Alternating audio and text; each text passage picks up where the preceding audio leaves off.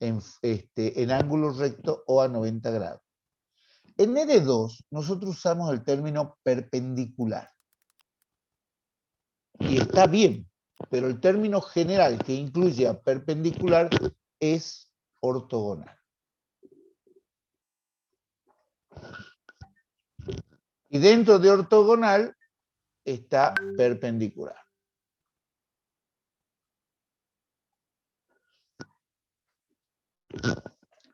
Entonces acá los puntos A tienen dos coordenadas.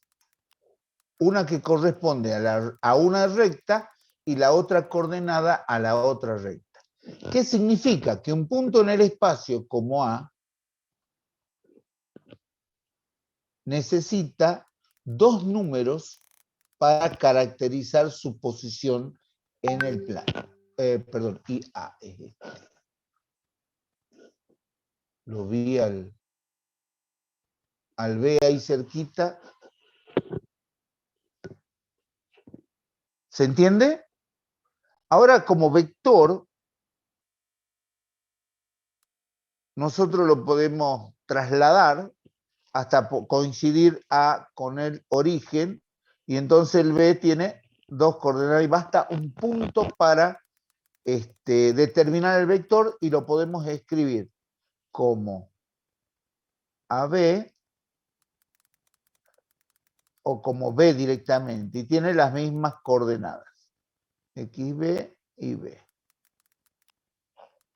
Pero si yo, ¿cómo termina siendo esto? Vamos a ver, acá hay una cosa que no coincide, obviamente.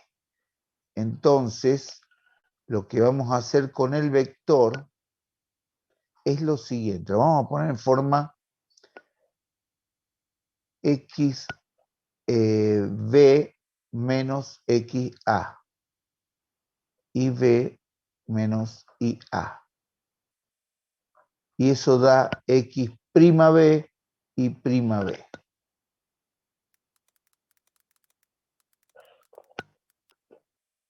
Más aún, si lo vamos a poner como vector, esto lo tenemos que escribir de la siguiente manera.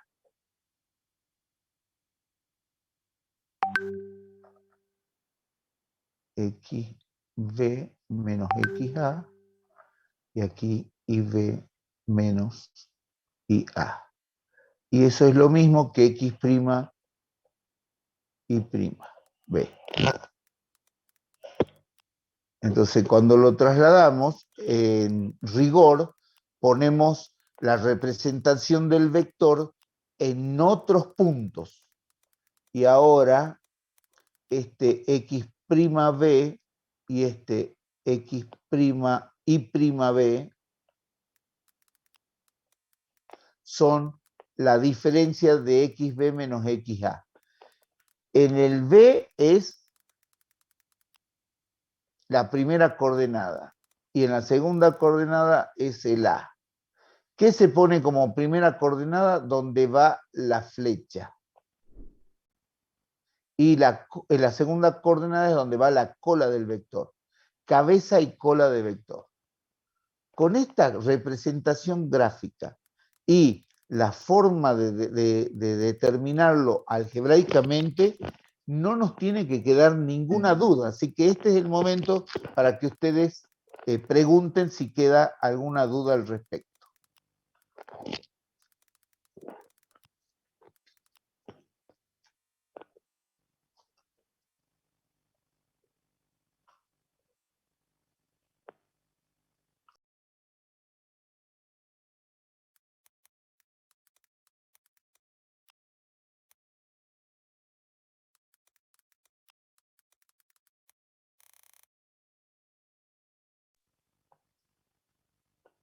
¿Ninguna duda?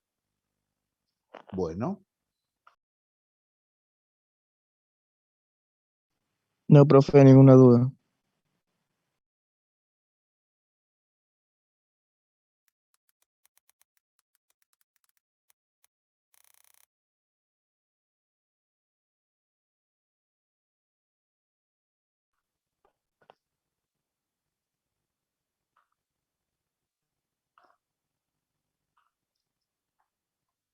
volvemos al libro y en el plano nos explica más detalladamente lo que yo les había explicado. Hace una clasificación de los 4 cuadrantes, se llaman cuadrantes porque divide el plano en 4 lugares. El primer cuadrante es donde X e Y son positivos. Les voy a ir marcando para que ustedes vean.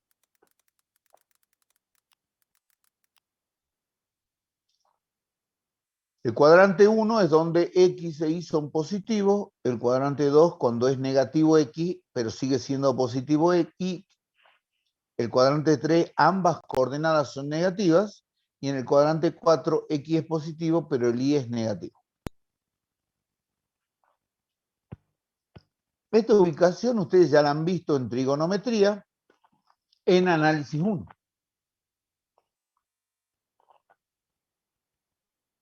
En este caso, el punto P pertenece al primer cuadrante porque tanto X como Y son positivos. Y A y B son los puntos que son las coordenadas, son los puntos los cuales tienen la ordenada Y y la abscisa 0. Este eje X se llama abscisas.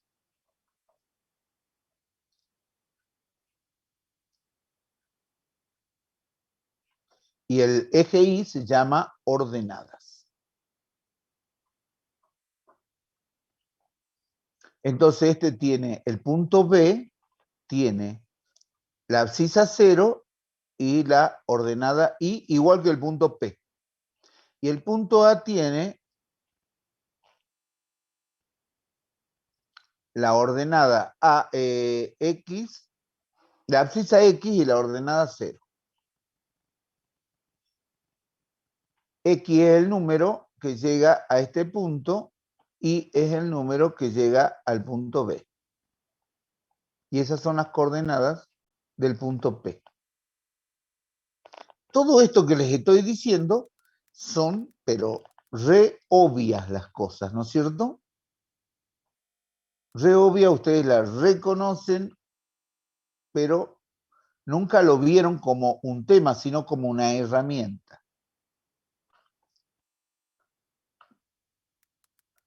Bueno, de aquí nace también el tema que nosotros hemos visto como sumas de vectores.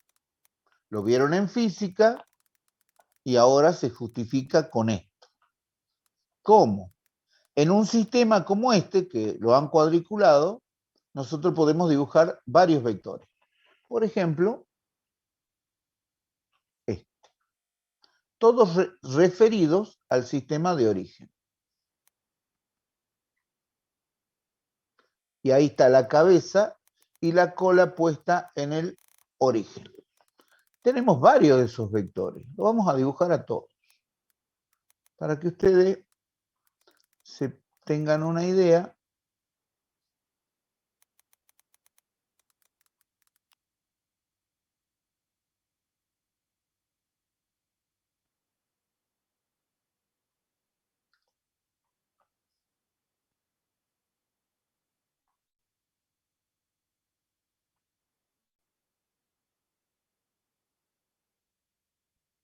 Cada punto en el espacio nos determina un vector. Tenemos un vector en cada uno de los cuadrantes. En el cuadrante 1, en el cuadrante 2, en el cuadrante 3 y en el cuadrante 4.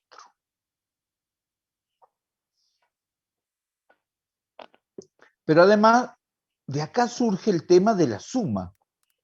Gráficamente, la suma de dos vectores que coinciden sus colas en el origen y no coinciden sus cabezas, aunque podría ser que coincidan, en realidad, si voy a tomar dos vectores de este plano aproximadamente, el 2, 6 y el 4, menos 2, y hay una suma gráfica,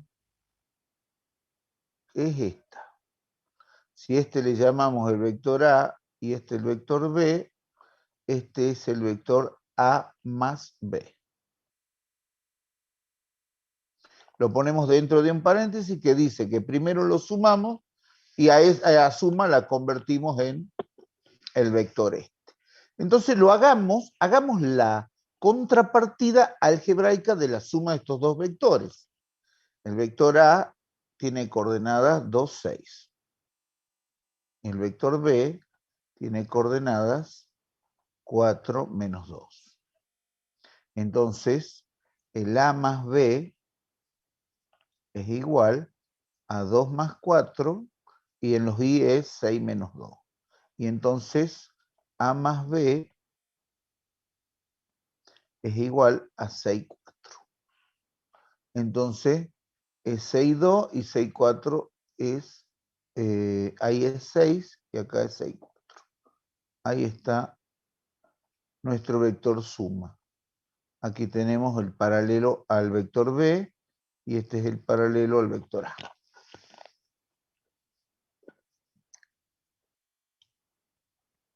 ¿Así era? Profe, creo que hizo en lugar de 4 hizo 5.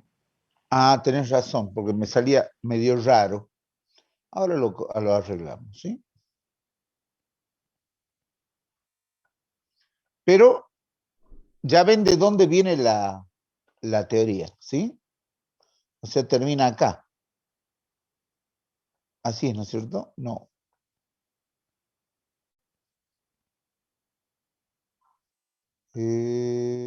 No, termina acá.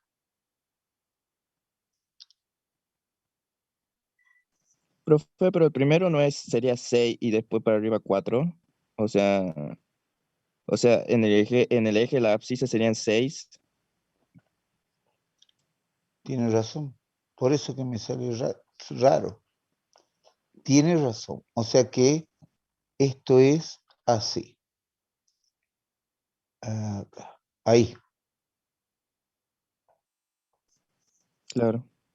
Perfecto. Ahora sí sale coherente. Bueno, ahí está. Si ahora nosotros queremos hacerlo, vamos a hacer del otro lado. La diferencia B menos A,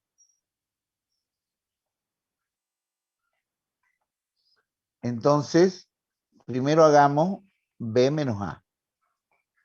Y entonces esto nos va a dar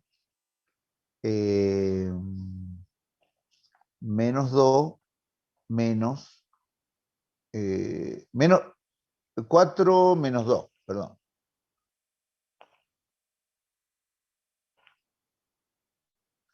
4 es el del B, menos 2 es el A. Y en las abscisas es menos 2 menos 6. Y eso nos da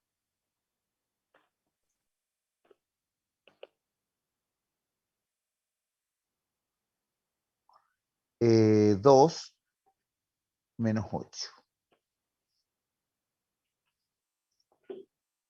¿Cómo es esto? Si yo lo hago de otro color, para que ustedes lo vean, nos da desde el A hasta el B, y el primero, que es el B en este caso,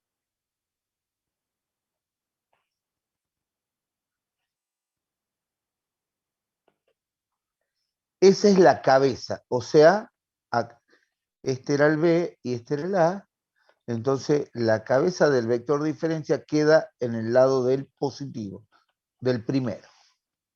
Cuando yo traslado ese vector, me queda 2 y menos 8. Tenemos 2, 4, 6, 8. Ahí. Entonces tenemos este vector. Lo voy a hacer mejor. Ahí está. Y este es el vector B menos A, y como la diferencia está acá. B menos A. Y tiene coordenadas 2 menos 8. Fíjense que en ese gráfico del paralelogramo, donde la diagonal, una de las diagonales es la suma y la otra diagonal es la diferencia, lo que ustedes tienen que memorizar es dónde va la cabeza del vector diferencia. El vector suma, no hay dudas dónde va la cabeza del vector. ¿Se entiende? Y aquí están la analogía entre la parte gráfica y la parte algebraica que ustedes usan así en forma intuitiva y sin cuestionarse mucho, usan en física. Hasta ahora, cuando nosotros nos manejamos con las coordenadas numéricas reales, no nos interesa ni tenemos en cuenta dónde están los cuadrantes. Porque estas son reglas generales. De la misma manera, no nos interesan los cuadrantes cuando nosotros usamos la técnica gráfica para calcular la suma y diferencia de vectores. ¿Alguna pregunta sobre esto?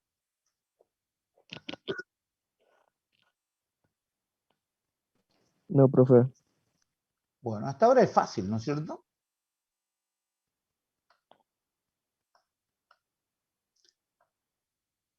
Acá hay un ejemplo.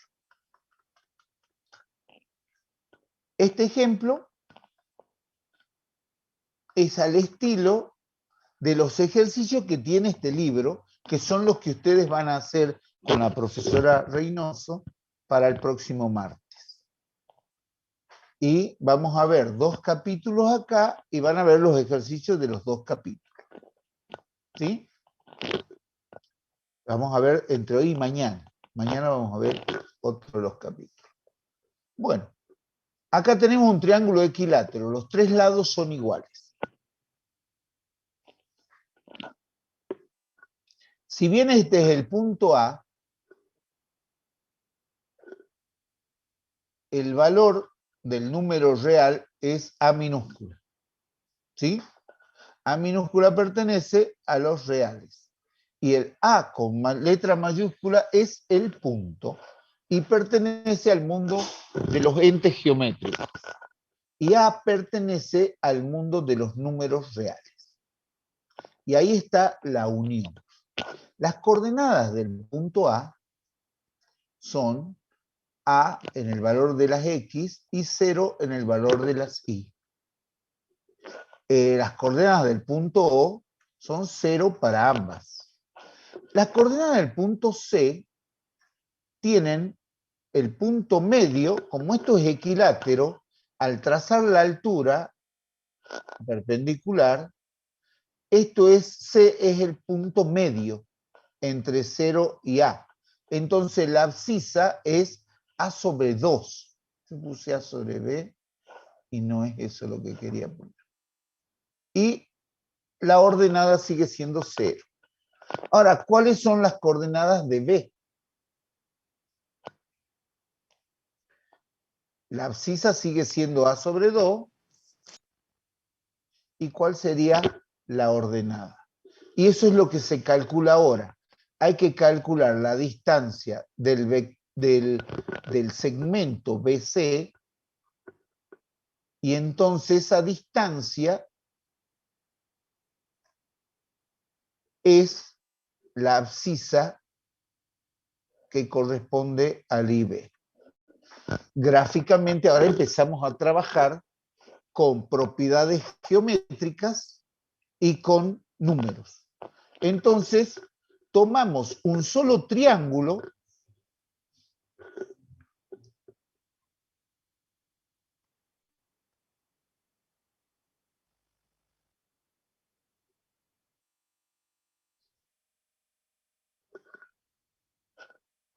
entonces esta distancia es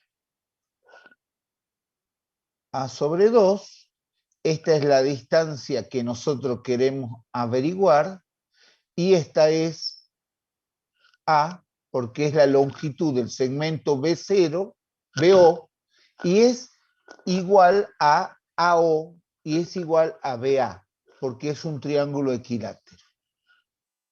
Entonces ahora, por Pitágoras, este es un triángulo rectángulo que admite el teorema de Pitágoras, D cuadrado es igual a la hipotenusa al cuadrado menos el otro cateto al cuadrado. Este A cuadrado sobre 4 es lo mismo que A sobre 2, todo al cuadrado.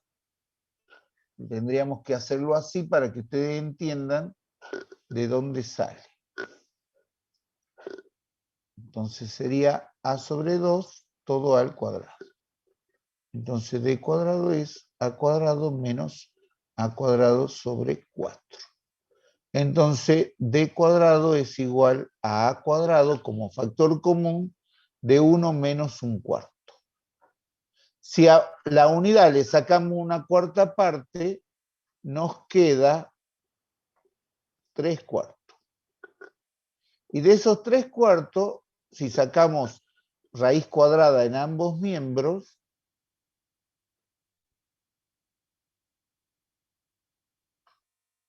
nos queda A por raíz de 3 sobre la raíz de 4, que es 2. Es lo que dice aquí. Entonces tenemos cuál es la coordenada de B. Es raíz de 3 sobre 2 por la distancia A. ¿Se entendió? Está muy fácil, muy clarito, y ahí se ve cómo se nos potencian las herramientas si empleamos combinada las reglas de geometría elemental con las reglas algebraicas elementales. Y al combinar obtenemos resultados exactos, porque la otra, ¿qué es lo que teníamos? ¿Cuáles eran nuestras herramientas básicas antes? Dibujábamos muy a escala y grande el triángulo equilátero por métodos geométricos usando regla y compás, y después medíamos la altura con una regla y aproximadamente teníamos un valor de la altura que nos iba a servir para determinar el área de ese triángulo, por ejemplo, base por altura. Entonces, o para otras cosas, miles de cosas necesitamos cuando resolvemos problemas prácticos en la realidad usando geometría. Pero ¿qué pasa? Ahora, si lo combinamos con álgebra, los valores que nosotros sacamos son mucho más precisos que lo que podemos medir con la regla. Entonces, y además tenemos que hacer un esquema, no tenemos que hacer un dibujo súper escala, con mucha precisión, eso da mucho trabajo. Entonces, esto de recostarnos en el cálculo algebraico nos permite potenciar la geometría. ¿Para qué nos sirve tener un esquema geométrico? Para entender qué estamos buscando y qué podemos usar, qué herramientas podemos usar. Como en este caso, al verificar gráficamente que es un triángulo rectángulo, podemos rápidamente definir como herramienta para usar al teorema de Pitágoras. Bueno, ¿alguna pregunta sobre este ejemplo?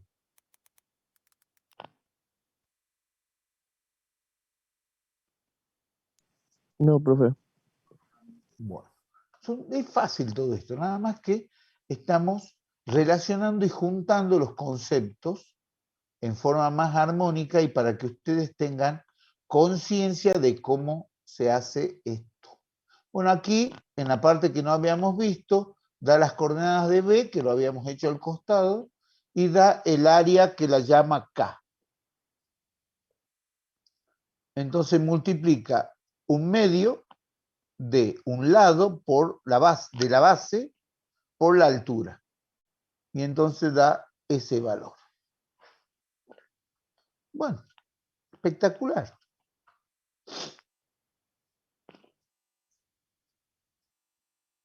Ahora vamos al a graficar algunas cosas. Quieren que muestren, acá en estos ejercicios, quieren que muestren, dado dos puntos A y B, que pertenecen a una recta que ni siquiera la dibujan porque por 2 puntos pasa una sola recta, la pueden dibujar, demostrar que AB más BA da 0. Y que AA, ¿qué es AA? Esto. ¿Alguien sabe? Es ¿Sería el un doble del punto? vector. No, es un segmento que va desde el punto A hasta el mismo punto A. O sea que directamente es un punto. Y dice que este segmento dirigido es igual a este otro segmento dirigido igual al segmento 0, porque es un punto. ¿Se entiende? Sí, profe. Sí, profe. Bien. Entonces esto de que es tan sencillo que uno pierde el objetivo de decir, ¿para qué será útil si esto es demasiado obvio? No me enseña nada. No, sí enseña. Si uno es pícaro y observa y saca conclusiones, te dice lo siguiente. Esta es la génesis de los vectores. Un vector apuntando en un sentido, en la misma recta de acción. Lo sumamos a un vector del mismo valor, pero apuntando en el otro sentido, te da el vector 0. Y acá un vector cuya cola y cabeza son el mismo punto, tiene magnitud 0 en Una duda, cualquier punto. profe. Sí, BA es como decir menos AB, ¿o no? exacto, tal cual. Por eso es que da 0. Matemáticamente lo acabas de demostrar. Y gráficamente te lo imaginas, ¿no es cierto? Sí. Perfecto. Su duda es así como usted la plantea. Ya no es duda, ya es una certeza. Bien, esto es lo que se pretende con cosas tan sencillas que ustedes tomen conciencia de reglas que se pueden generalizar. Después, cuando la cosa es más complicada, las reglas esas que valen para casos sencillos, siguen valiendo. Entonces nos permite resolver un montón de cosas con reglas preestablecidas.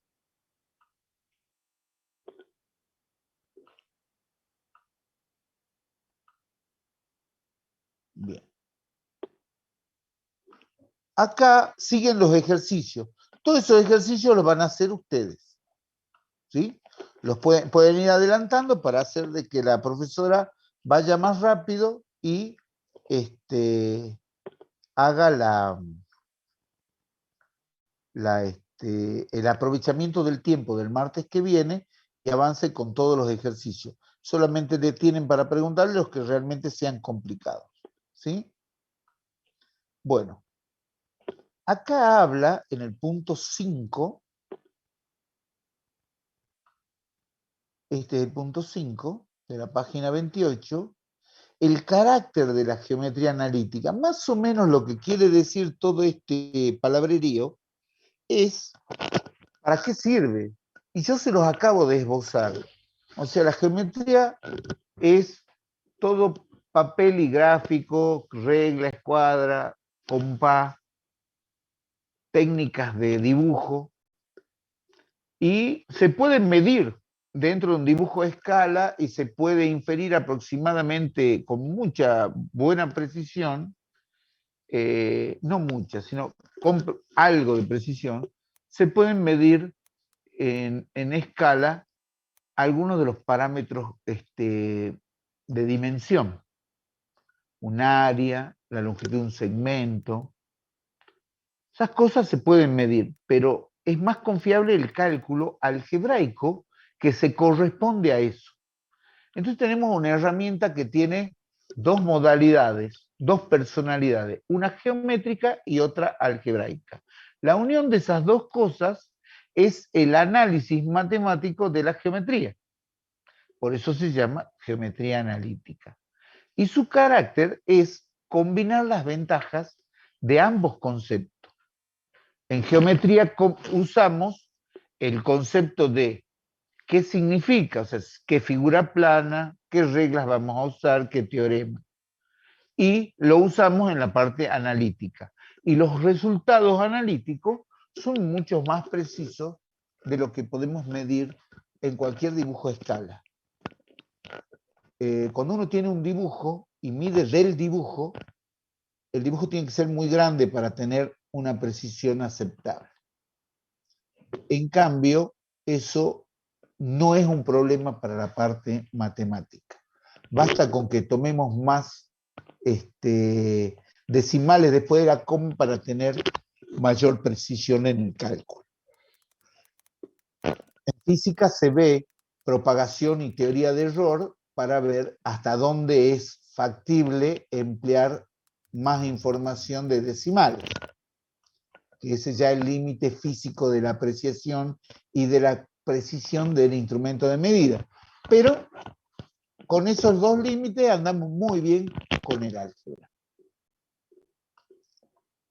Acá en este párrafo también nos cuenta de que la geometría analítica fue, sus bases fueron establecidas por René Descartes, un francés que vivió después de estaba terminando el Renacimiento, y por eso se llama geometría cartesiana. Y cuando nosotros usamos los ejes coordenados ortogonales, los llamamos un sistema cartesiano de coordenadas o de referencia, en honor a Descartes. ¿Sí? ¿Qué pasó? ¿A dónde me fui? Me fui lejos. Vamos para acá.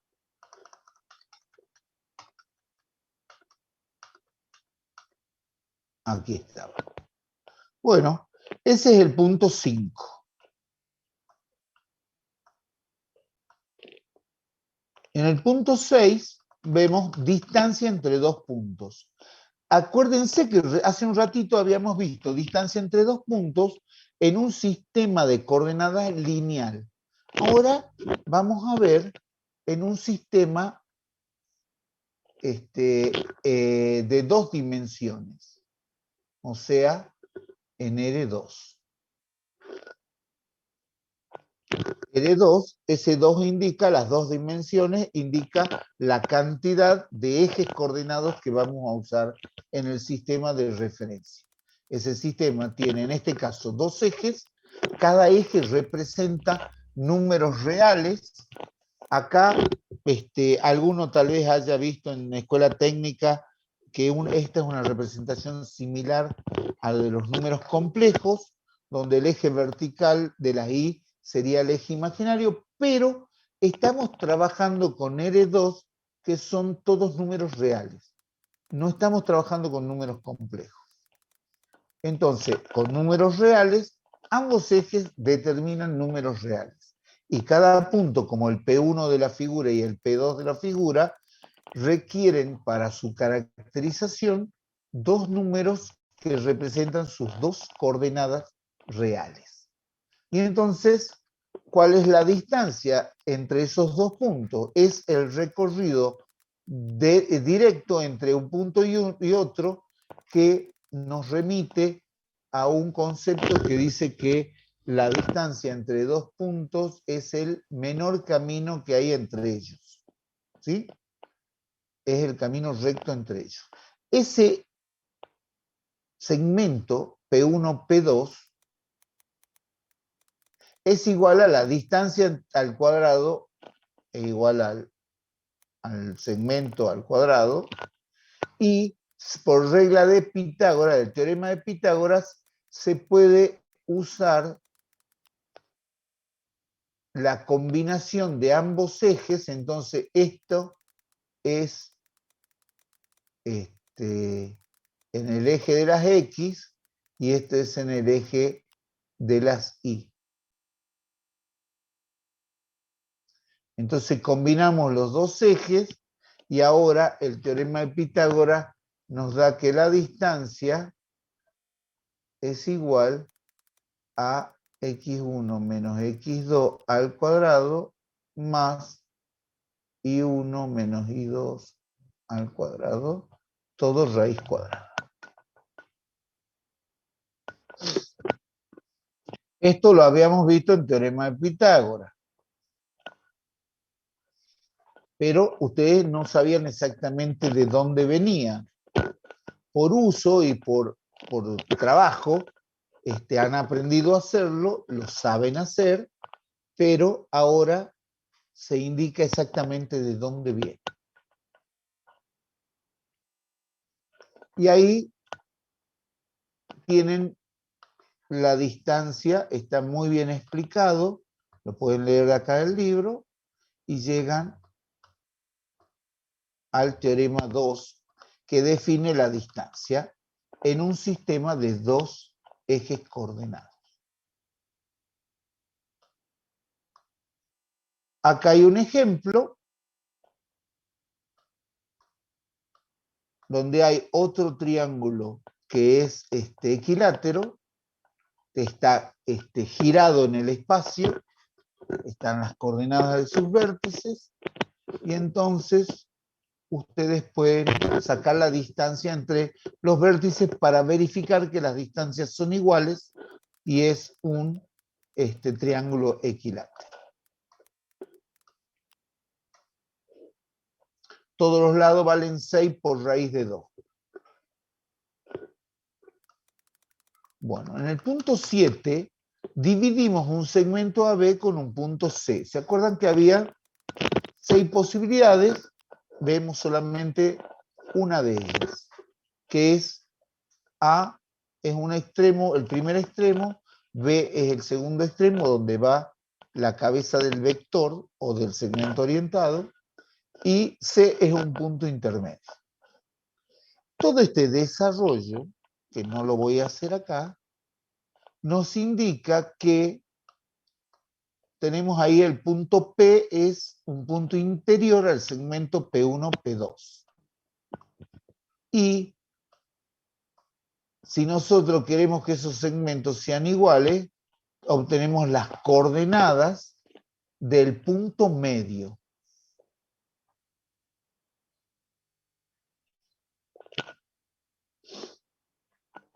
Este desarrollo hace las veces de demostración de por qué esta es la fórmula del punto medio. Y el punto P se constituiría con estos cálculos en el punto medio del segmento P1, P2. Y el corolario, o sea, la consecuencia o conclusión de todo este desarrollo, es que así es la fórmula del punto medio.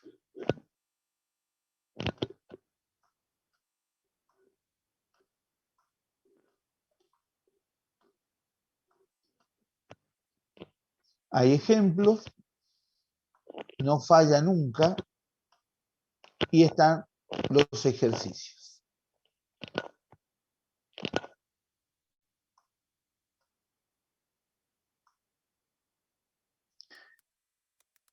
En el punto 8, estos ejercicios también son los que hay que hacer. En el punto 8 habla sobre los ángulos. Fíjense que las rectas tienen pendientes y las pendientes se miden entre dos rectas. O sea, entre el ángulo comprendido entre dos rectas. Esto es una cuestión que requiere más definición. Cuando nosotros cortamos dos rectas en un punto, se forman 4 ángulos. Y esos 4 ángulos son iguales de a pares opuestos por el vértice. Y en este caso, gamma es igual a 2 veces alfa más un beta. Y 2 alfa más 2 beta da 360 grados. O sea, toda una vuelta. Y alfa más beta da 180 grados. Siempre. Son alfa y beta suplementarios. Porque arman un ángulo llano. ¿Está? Bueno, son muchas chiquitas y obvias conclusiones que podemos sacar de los 4 ángulos formados por el corte de 2 rectas. Pero nosotros podemos decir que la pendiente de la recta L1, es el ángulo alfa respecto de la recta L2. Porque el ángulo, como se mide entre 2 rectas, nosotros cuando hablamos de ángulo o de pendiente o de inclinación de una recta, lo tenemos que hacer siempre referidos a otra recta. Entonces se ha tomado por convención, ¿sí?, usar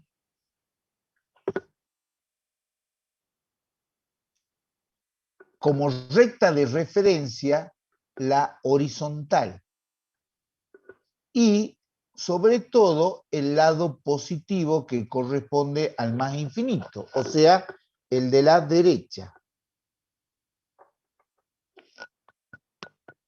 Y entonces se llama pendiente de una recta al ángulo de inclinación de cualquier recta respecto de la recta horizontal positiva.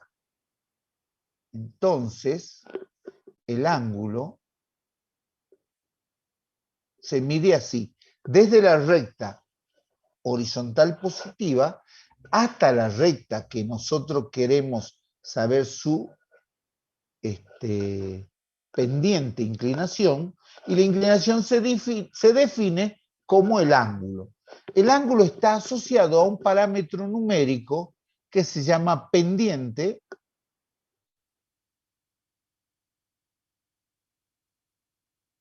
y esa pendiente es la tangente del ángulo alfa, siempre y cuando la escala del eje X sea igual a la escala del eje Y. ¿Por qué hay que hacer esa aclaración? Porque si yo tengo una escala del eje X en metros y una escala en el eje Y de milímetros, el ángulo no va a ser, si yo mido el ángulo con transportador, la tangente de ese ángulo no va a ser igual a la pendiente. Lo compliquemos más. Supongamos que el eje de las X sea tiempo y el eje de las Y sea plata, y tenga que dividir plata sobre tiempo para calcular la tangente del ángulo alfa, y ese número no va a ser la tangente del ángulo que yo estoy graficando. Solamente va a coincidir con el ángulo exacto cuando el eje X y el eje Y midan lo mismo. O sea, la misma magnitud y en la misma escala. Y coincide que la tangente de ese ángulo que yo mido con transportador da el valor numérico de la pendiente. ¿Se entendió?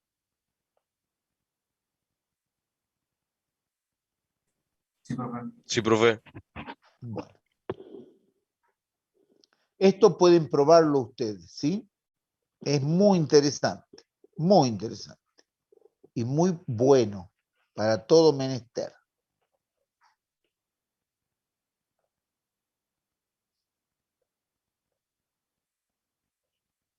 Bueno, aquí todavía no ha llegado al concepto que yo ya di, define solamente el ángulo entre 2 rectas.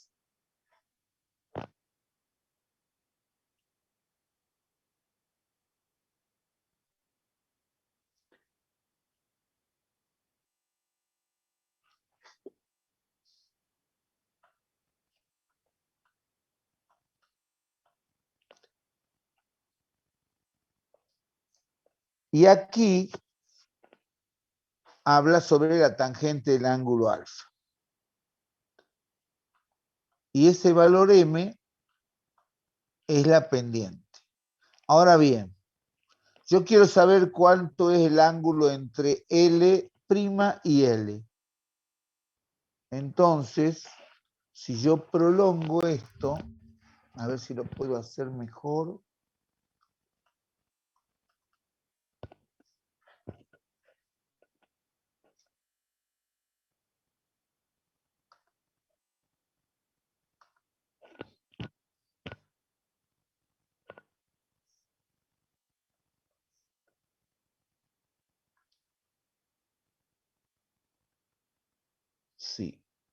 Va a quedar bien.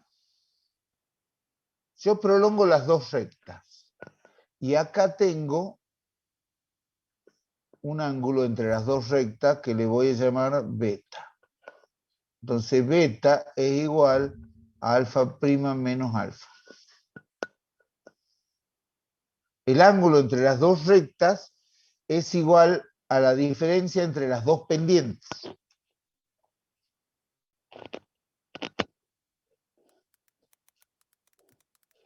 ¿Se entiende eso? Ese sería en este párrafo el concepto más difícil de captar. En lo demás, todo lo demás está muy pavo, muy fácil. Y habla de la ecuación de la pendiente. Fíjense, esto es importantísimo, cómo definimos la pendiente. Ya ustedes lo han hecho en física, lo han hecho en análisis, y la fundamentación está acá en álgebra. Habíamos dicho que teníamos un sistema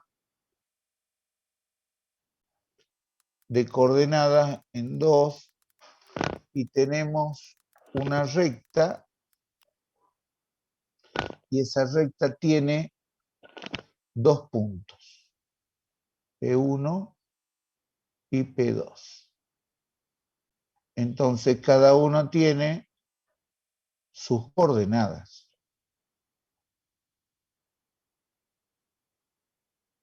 Y 2 y 1. Entonces, si nosotros trazamos acá un triángulo rectángulo,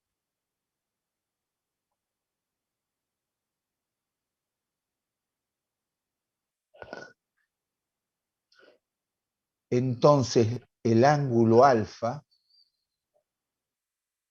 es, ¿lo pueden ver así de chiquito o quieren que lo dibujen más grande?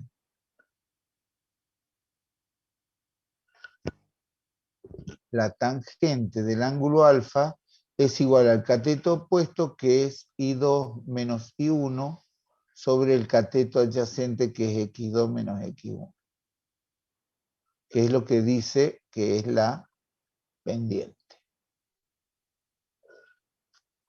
¿Sí? De ahí viene. Cateto opuesto sobre cateto adyacente, tangente del ángulo alfa. Entonces la correspondencia entre alfa y la pendiente es la tangente de alfa igual al número que explica la pendiente o significa la pendiente gráfica. Entonces, arriba van ordenadas y en el denominador van abscisas.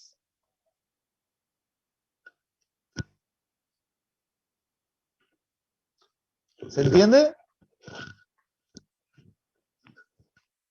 Sí, profe.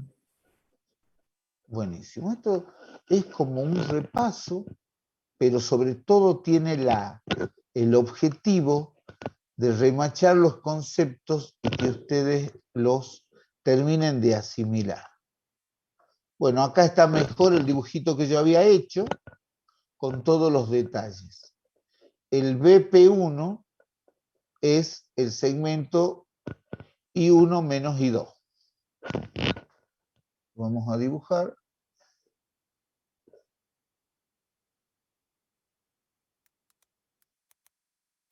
Y el segmento P2B es este es I2 menos I1.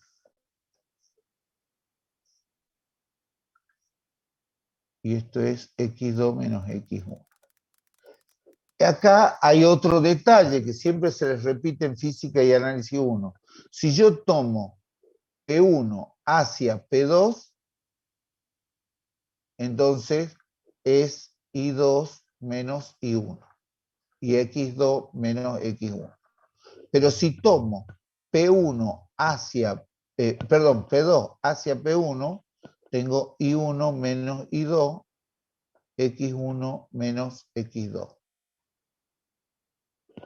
Y el cociente me da lo mismo. No importa cómo lo tome, si cuál punto tome primero, no importa. Pero importa que si lo hago en un orden en el numerador, tiene que llevar el mismo orden en el denominador. Y entonces no me falla la pendiente. ¿Está claro? Las razones las tienen que ver ustedes. Y1, y2, y este x2 y x1.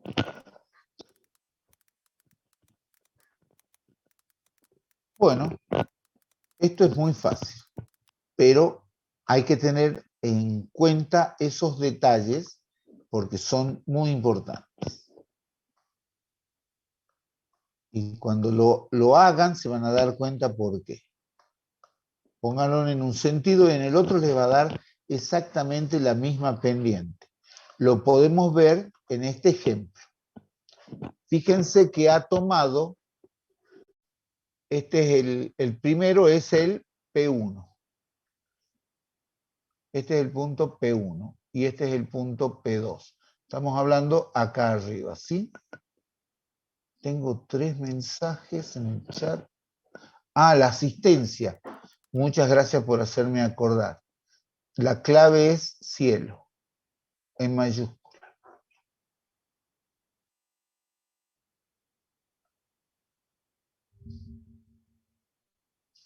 Díganme si funciona o no. Sí, profe. Perfecto. Bien. Entonces este es el P1 y este es el P2. Y entonces tenemos I1 menos I2. Y abajo X1 menos X2. Ahora lo hagamos al revés. Menos 2 menos 6 sobre menos 5 menos 1. Esto nos da menos 8 sobre menos 6. Igual a... ¿Así es?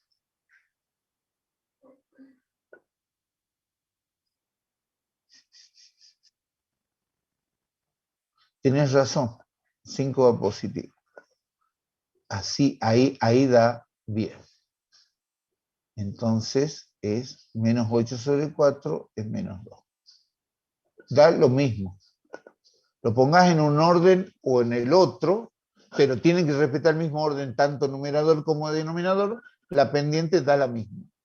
No importa cuál punto tomas primero, pero si vos haces eso en las y, tenés que hacer el mismo orden en las x. ¿Estamos bien? Va a coincidir, perfectamente va a coincidir que cuando nos dé negativa la pendiente, como en este ejemplo, significa que la recta es decreciente. Este concepto ya lo vimos en análisis 1. ¿Sí? ¿Cómo era ese concepto?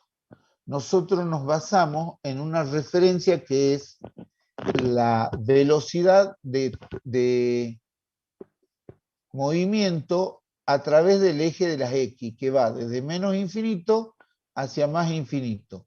Cuando nosotros nos vamos moviendo en esta dirección, observamos qué pasa con los Y de los puntos. Supongo que en un instante está en este punto, ahí está el I1. A medida que avanzamos en X, llegamos a este I2. Avanzamos en X, I3. Y así, I4, I5. Y entonces el I baja.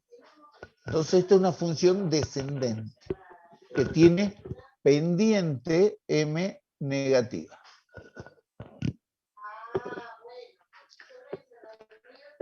La referencia siempre es cómo nos movemos en el eje de la X y decimos el concepto de cómo queda esa característica de la curva según el movimiento de las Y.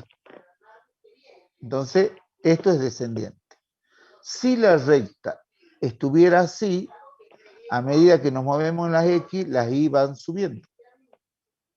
Entonces, esa es creciente y su pendiente es positiva.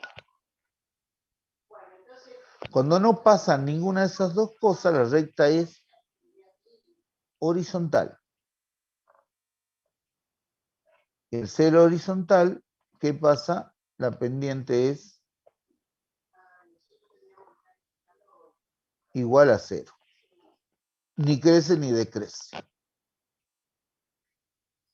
Bueno, ahora ustedes están viendo en detalle los conceptos que ya vimos y usamos en análisis y en física.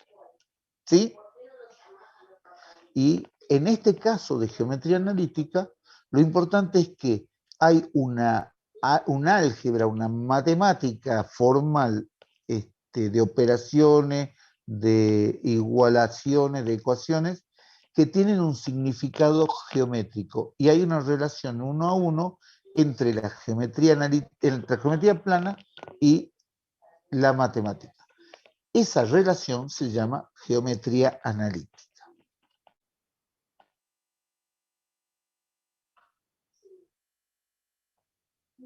En todo caso, lo charlamos a la tarde, porque yo estoy con otras cosas, no lo puedo estar. Bueno, seguimos. Todo esto ustedes lo tienen que leer. Acá habla de ángulo de dos rectas.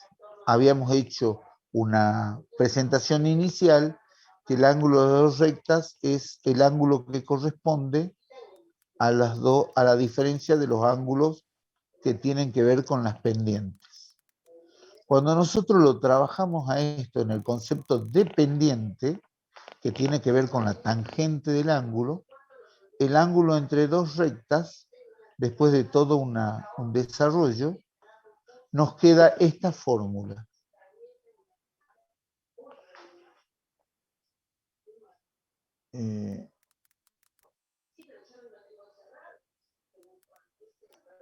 Esta fórmula nosotros lo podemos ver con un concepto más sencillo de la siguiente manera.